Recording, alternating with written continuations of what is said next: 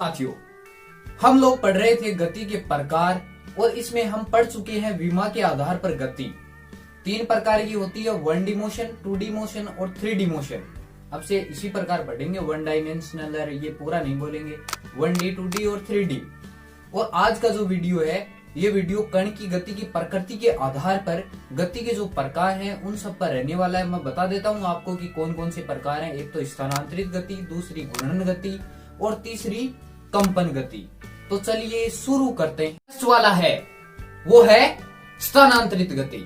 स्थानांतरित गति एक ऐसी गति होती है जिसमें कोई कण किसी निर्देश तंत्र के सापेक्ष एक स्थान से दूसरे स्थान तक स्थानांतरित होता है।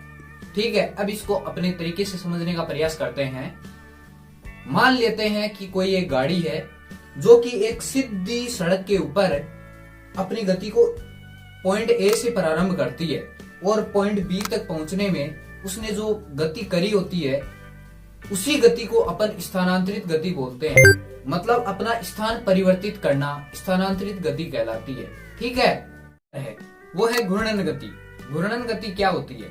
घूर्णन गति जब कोई कणों का निकाय किसी निश्चित अक्ष के परितः पर परिक्रमण करता है तो इस प्रकार की गति को हम घूर्णन गति बोलते हैं। ठीक है, और घूर्णन गति किसी पंखे की जो गति होती है उसको उदाहरण के रूप में लेकर हम घूर्णन गति को समझ सकते हैं। हाँ, अब जो थर्ड नंबर है वो है दोलन गति या कंपन गति। दोलन गति क्या होती है?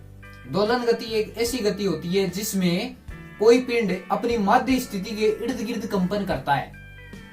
एग्जाम्पल के रूप में किसी पिंड या लोलक की जो गति होती है उसे आप ले सकते हैं बिंदु ए जो कि स्थिर है, ये इसकी माध्य स्थिति रहेगी।